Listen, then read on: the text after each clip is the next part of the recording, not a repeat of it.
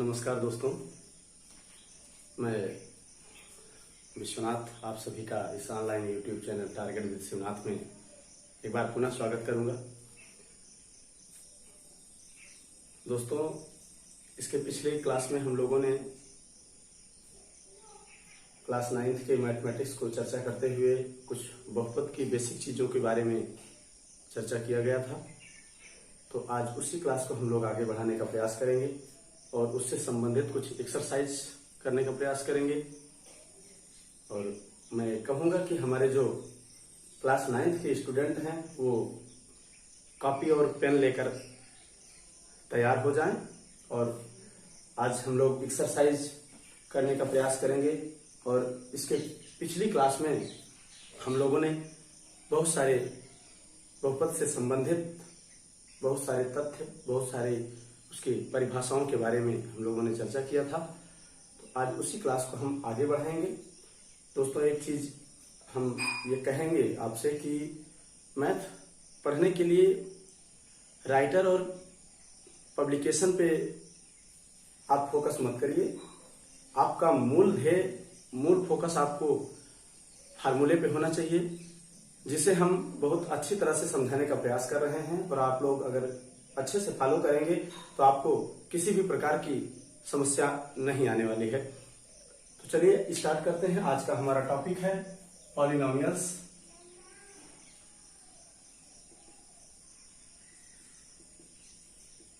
बहुपद, जिसके बारे में पिछली क्लास में हम लोगों ने चर्चा किया गया है।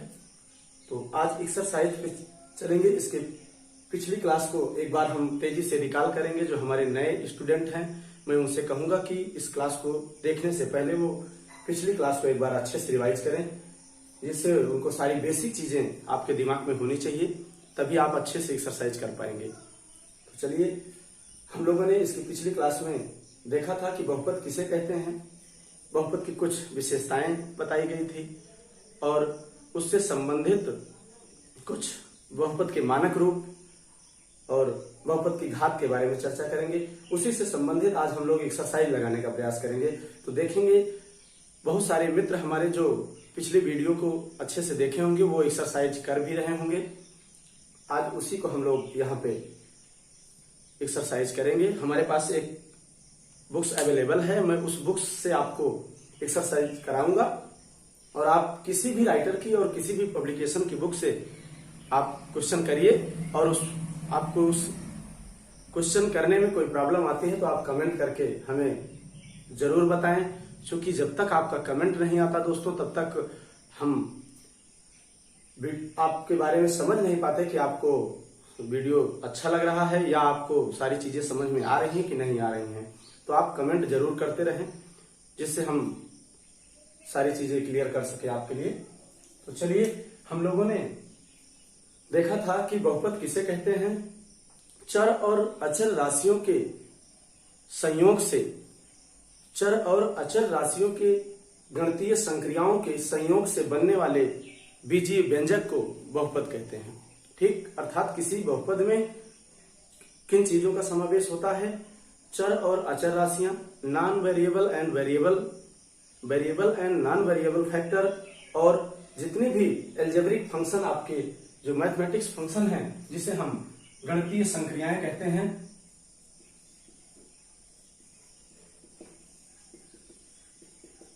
गणितीय संक्रियाएं जैसे प्लस, माइनस, मल्टीप्लिकेशन और डिवाइडेशन, ये हमारे गणितीय संक्रियाओं में आते हैं।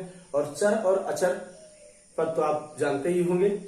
तो इसी को जैसे हम कहते हैं 2x + 5, तो ये हमारा क्या है? बहुपद है। लेकिन किस प्रकार का बहुपद है, इसके बारे में हम पिछली क्लास में आपको अच्छे से बता चुके हैं। उसी को आज हम लोग डिबेट करेंगे। देखिए, इसमें ये 2 हमारा क्या है? ये अचर पद है। ठीक, यक्स क्या है? चर पद है। और ये बीच में प्लस का साइन क्या है? ये आपकी गणितीय संक्रिया का एक पार्ट है, जिससे मिलकर के एक बीजीय व्यंजक तैयार होता है, जिसे हम लोग बहुपद का नाम देते हैं। ठीक, तो आज इसी को हम लोग देखेंगे कि बहुपद किसे कहते हैं। तो आपके कुछ एक्सरसाइज दी गई हैं, जिसमें पूछा गया है कि इसमें से कौन से बहुपद हैं, कौन से बहुपद नहीं हैं। तो इसके बारे में आप पिछली क्लास अच्छे से देख लेंगे तो आपको क्लियर हो जाएगा। चलिए हमारे पास कुछ क्वेश्चन है। जैसे एक बहुपद लिखा गया है दोस्तों 5x + 3।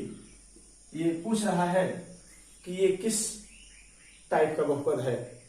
इसके पिछली क्लास में हमने बताया था कि बहुपद कई प्रकार के होते हैं, पदों के आधार पर और घात के आधार पर बहुपद का विभाजन किया गया था। तो यहाँ पे पदों के आधार पर बताना है कि किस प्रकार का बहुपद है, एक पद का बहुपद है कि दो पद का बहुपद है कि तीन पद का बहुपद है। तो आप देखने से स्पष्ट हो गया होगा कि एक पद ये है आपका और दूसरा पद ये है।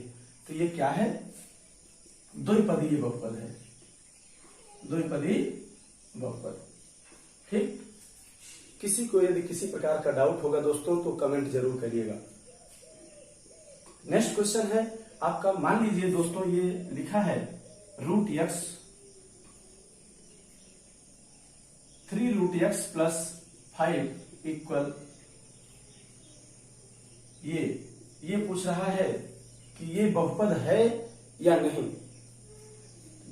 ये आपका जो इक्वेशन दिया गया है ये बहुपद है या नहीं। तो इसको हम क्या करेंगे, हमने इसके पिछली क्लास में आपको बहुपद से संबंधित कुछ विशेषताएं बताई थी, जिसमें हमने कहा था कि किसी भी बहुपद में किसी भी बहुपद की घात, किसी भी बहुपद के चर पद की जो घात होगी वो एक क्या होगा दोस्तों, पूर्णांक होना चाहिए। ठीक, किसी भी बहुपद की चर पद की जो घात होगी वो क्या होगा, एक पूर्णांक होनी चाहिए। यदि वो पूर्णांक नहीं है तो वो बहुपद नहीं माना जाएगा। तो इसमें देखिए चर पद क्या है हमारा, यक्स है। यक्स की जो घात है रूट को हम क्या लिख सकते हैं, 1/2, अर्थात यक्स की जो घात है वो क्या है, 1/2, जो कि एक पूर्णांक नहीं है, ये एक भिन्नात्मक संख्या है। ठीक, इसलिए ये क्या है, ये बहुपद नहीं है। ठीक, बहुपद नहीं है। इसी तरह से आधारित कई क्वेश्चन आपके एक्सरसाइज में दिए गए हैं, जिसमें आपको बहुपद है या नहीं बताना है। इसको आप अच्छे से एक्सरसाइज करिए। यदि किसी क्वेश्चन में आपको प्रॉब्लम होती है तो वो क्वेश्चन आप कमेंट में करिए, हम पूरा सॉल्व करने का प्रयास करेंगे। चलिए नेक्स्ट टाइप का जो क्वेश्चन है हमारा एक्सरसाइज में दिया गया है दोस्तों, उसमें पूछा गया है कि बहुपद का मानक रूप, बहुपद एक दिया गया है और उसको मानक रूप में आपको व्यवस्थित करना है।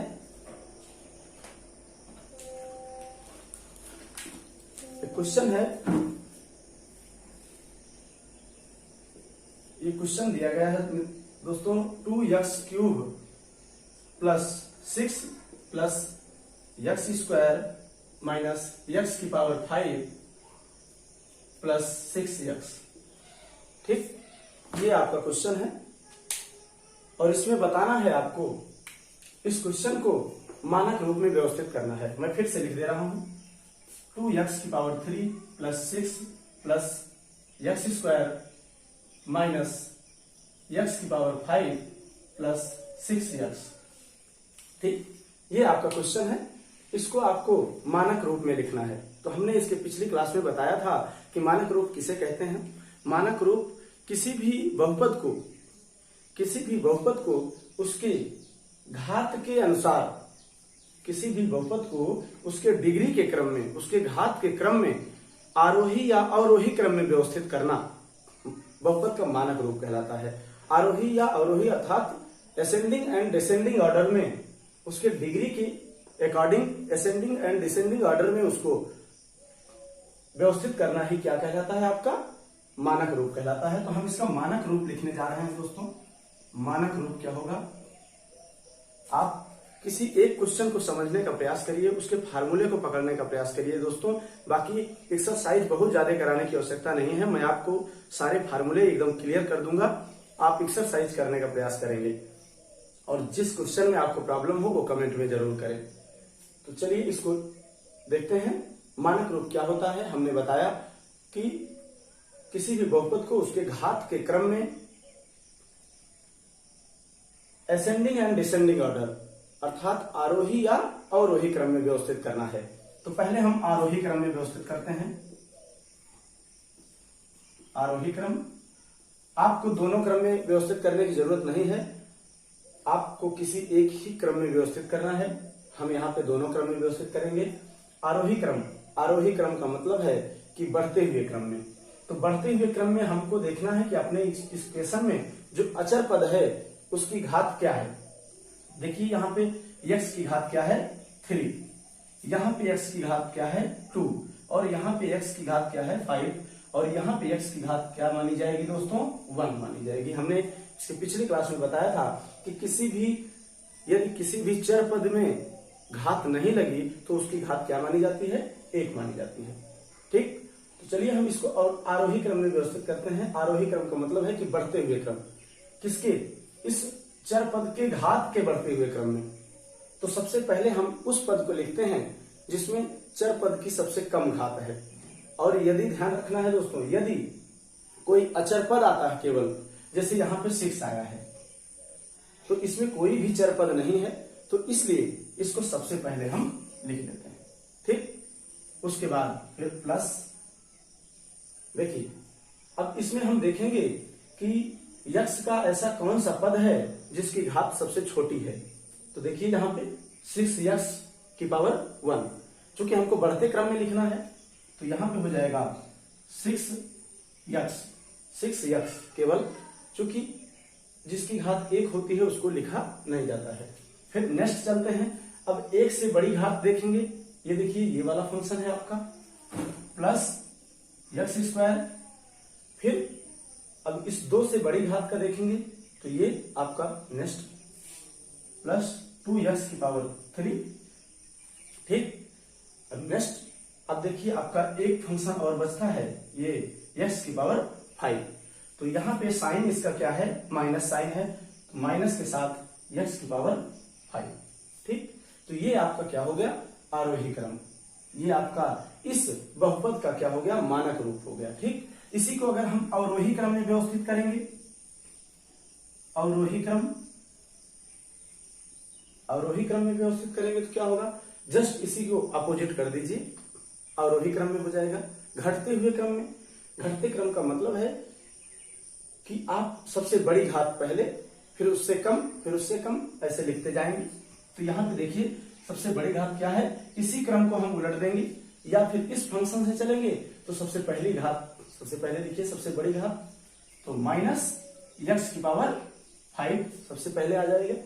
उसके बाद इससे छोटी घात को हम देखेंगे कहां पे है, ये आपका फंक्शन, इसका साइन क्या है प्लस साइन है, तो प्लस 2x की पावर 3। अब इसके बाद हम चेक करेंगे इस फंक्शन में कौन सी छोटी घात है, तो x² है, प्लस x²। फिर नेक्स्ट इसको देखिए प्लस 6x, उसके बाद एक हमारा अचर पद दिया गया है बहुपद में, उसको लिख देते हैं प्लस 6। तो ये दोस्तों हमारा क्या हो गया बहुपद का मानक रूप कहा जाएगा। ठीक, तो ये आपके बहुपद का मानक रूप है। इसी तरह जितनी भी एक्सरसाइज इस मानक रूप से संबंधित दी गई हैं उसको आप करने का प्रयास करेंगे, और मैं उम्मीद करता हूं कि आपको कोई प्रॉब्लम नहीं होनी चाहिए, क्योंकि हम लोग बहुत धीरे धीरे, बहुत स्लोली मोशन में हम लोग समझने का प्रयास कर रहे हैं। और मैं यही उम्मीद करता हूं आपसे कि आपको कोई प्रॉब्लम नहीं हो रही होगी। और इतना जरूर कहूंगा दोस्तों कि आप कलम कापी लेकर के बैठें, क्योंकि मैथ है, इसको एक बार आप नोट डाउन करिए, उसके बाद आप अपनी एक्सरसाइज अपने से लगाने का प्रयास करिए, क्योंकि सारी एक्सरसाइज, पूरी एक्सरसाइज कराना संभव ही नहीं है यहाँ पे। तो हम 1-2 एग्जाम्पल आपको दे करके सभी फार्मूले से आपको 1-2 एक्सरसाइज कराई जाएगी। उसके बाद आप अपने बुक्स से एक्सरसाइज करेंगे। अगर कोई प्रॉब्लम आती है तो आप कमेंट जरूर करेंगे। हाँ, अगर आपको ये वीडियो अच्छा लग रहा हो, सारी चीजें क्लियर हो रही हो, तो आप जरूर कमेंट करें। चलिए, तो ये तो आपका मानक रूप हो गया। यदि हम इसी में घात की बात करते हैं, देखिए दोस्तों 2 शब्द आता है हमारे बहुपद में, एक गुणांक की बात की जाती है और एक घातांक की बात की जाती है। ठीक, क्या होता है, गुणांक और घातांक। दो शब्द आते हैं, बार बार आपके सामने आएंगे, आप इसके बारे में थोड़ा सा ध्यान जान लीजिए कि गुणांक क्या होता है। देखिए, गुणांक का मतलब है दो शब्दों से मिलकर दोनों अंक बने हैं। ये गुणा प्लस अंक दो शब्दों से मिलकर बना है, और ये मिलकर बना है घात प्लस अंक। ठीक, तो ये गुणांक का मतलब होता है गुणा का अंक, वह अंक जो आपके चर पद के साथ गुणा में आया हुआ है। अर्थात यदि हम कहें कि इसमें, यदि आपकी इस बहुपद में यदि कह दिया जाए कि x की पावर 5 का गुणांक क्या होगा, x की पावर 5 जो आपका चर पद है इसका गुणांक क्या होगा, तो गुणांक का मतलब है कि उसके साथ जो गुणा में आया हुआ अंक है वही गुणांक माना जाएगा। तो इसमें देखिए कोई भी अंक ऐसा शो नहीं हो रहा है जो इसके साथ गुणा में आया हुआ है, लेकिन किसी भी अंक, यदि किसी भी बहुपद में कोई अंक शो नहीं किया गया है तो उसका गुणांक क्या माना जाता है दोस्तों, एक मान लिया जाता है।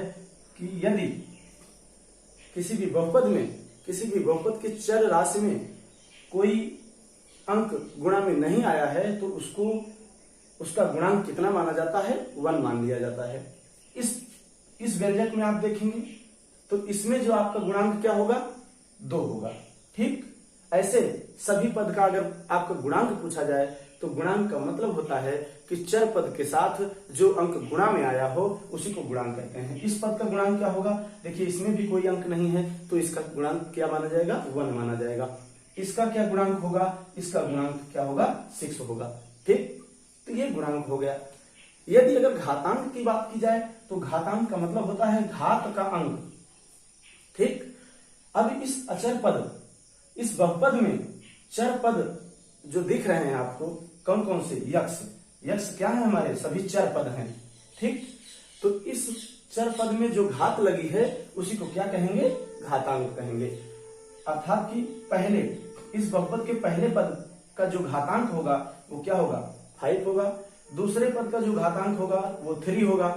तीसरे पद का जो घातांक होगा वो 2 होगा, और चौथे पद का ये 6x लिखा है। 6x हमने कई बार बताया कि यदि किसी चर पद में घात नहीं लगी तो उसकी घात क्या मानी जाती है दोस्तों, 1। उसकी घात क्या मानी जाती है, 1 मानी जाती है। ठीक, तो ये तो घातांक और गुणांक से संबंधित कुछ चीजें थी। इस पे अब एक क्वेश्चन और बनता है, इससे रिलेटेड, उसमें पूछता है कि इस बहुपद की घात बताइए। कोई बहुपद दिया गया होगा दोस्तों, उसकी घात पूछता है। कहता है क्वेश्चन में कि इस बहुपद की घात क्या होगी। तो चलिए हम एक क्वेश्चन इस पे भी देख लेते हैं। जैसे 6x² प्लस 5x की पावर 5 प्लस 3x इक्वल 0। ठीक, चलिए देखते हैं। ये एक आपका बहुपद है, किस प्रकार का बहुपद है, कमेंट करें आप सभी, किस टाइप का बहुपद है ये, एक पदीय है कि दो पदीय है कि त्रिपदीय बहुपद है, कैसा बहुपद है, आप लोग कमेंट करें तो तत्काल। चलिए इसके मानक रूप को व्यवस्थित करेंगे, सारी चीजें एक बार पुनः रिवाइज कर देते हैं। अगर मानक रूप देखेंगे, मानक रूप आरोही क्रम में, आरोही क्रम में मानक रूप कैसे लिखा जाएगा, बढ़ते हुए क्रम। इसका मतलब सबसे छोटी घात पहले 3x, फिर प्लस 6x² प्लस 5x की पावर 5। ठीक, ये आपका आरोही क्रम हो गया। अगर अवरोही क्रम में लिखेंगे, अवरोही क्रम में व्यवस्थित करिए, इसी को उलट दीजिए। अवरोही क्रम का मतलब दोस्तों की सबसे बड़ी घात पहले, फिर उससे छोटी, फिर उससे छोटी, फिर 5x की power 5 plus 6x² plus 3x। ठीक, ये आपका मानक रूप हो गया। यदि इसी में पूछता है, एक क्वेश्चन इस तरह बनता है दोस्तों कि इस बहुपद की घात बताइए, इस बहुपद की घात क्या होगी, घात निकालना है तो क्या करेंगे। तो बहुपद की घात क्या होती है दोस्तों, इसके पिछली क्लास में हमने अच्छे से बताया था कि किसी भी बहुपद के अचर पद की सबसे बड़ी घात जो होगी वही आपके बहुपद की घात कहलाएगी। तो इस बहुपद में देखिए इस बहुपद में जो अचर पद है आपका ये यक्ष है, ये भी ये, ठीक। तो इस बहुपद में अचर पद की जो सबसे बड़ी घात कौन सी है? देखिए इसमें इसकी घात 1 है, इसकी घात 2 है और इसकी घात 5 है। तो ध्यान रखिए इस अचर पद की सबसे बड़ी घात क्या है? 5। तो इसलिए अगर यदि हम इस बहुपद की घात पूछते हैं तो इसकी घात क्या हो जाएगी? 5, ठीक। वेरी इजी है, वेरी सिंपल है, सिर्फ एक बार आपको ध्यान से समझने की जरूरत है। बाकी सारे एक्सरसाइज, सारे क्वेश्चन आप कर ले जाएंगे, कोई दिक्कत नहीं होगी, ठीक। तो पहले एक्सरसाइज में दोस्तों इन्हीं 3 चीजों पर फोकस किया गया था कि उसमें पूछा गया है कि आप किस टाइप का बहुपद है। तो बहुपद आप बता सकते हैं किस प्रकार का बहुपद है। 1, 2 और 3 पद दिए गए हैं। तो ये हमारा कैसा बहुपद हो जाएगा? त्रिपदीय बहुपद हो जाएगा। और एक प्रकार का क्वेश्चन ये बनता है कि बहुपद का मानक रूप लिखिए। तो मानक रूप हम बता ही चुके हैं, बिल्कुल समझ में आ गया होगा, मैं पूरी उम्मीद करता हूं। और तीसरे टाइप का क्वेश्चन बनता है आपका कि बहुपद की घात बताइए। तो घात हमने बताया कि किसी भी बहुपद के जो चर पद होगा उसकी जो हाईएस्ट डिग्री होगी, हाईएस्ट घात होगी, वही जो है उस पॉलिनोमियल्स की डिग्री कहलाएगी। डिग्री ऑफ पॉलिनोमियल्स, बहुपद की घात अगर देखा जाए तो इस किसी भी बहुपद की जो हाईएस्ट डिग्री होगी वही बहुपद की घात कहलाएगी, ठीक। तो इस तरह आज हम लोगों ने इससे रिलेटेड कुछ महत्वपूर्ण क्वेश्चन टच किए और आपको इसे एक्सरसाइज करने का प्रयास किया गया। तो इसी के साथ दोस्तों आज की ये क्लास यहीं पे समाप्त की जाती है और मैं उम्मीद करता हूं कि ये क्लास आपको अच्छी लगी होगी। जरूर कमेंट करें, आप कमेंट करते हैं तो हमें एक एनर्जी मिलती है दोस्तों। और मैं उम्मीद ये करता हूं कि आप हमारी क्लास को अच्छे से समझ पा रहे हैं और किसी भी प्रकार की कोई समस्या आती है तो उसको जरूर हम तक पहुंचाने का प्रयास करें, जिससे हम आपकी समस्या को दूर करने का पूरा प्रयास हमारे द्वारा हो सके। तो चलिए मैं आप सभी को एक बार पुनः धन्यवाद देते हुए इस क्लास को यहीं पे समाप्त करता हूं। धन्यवाद।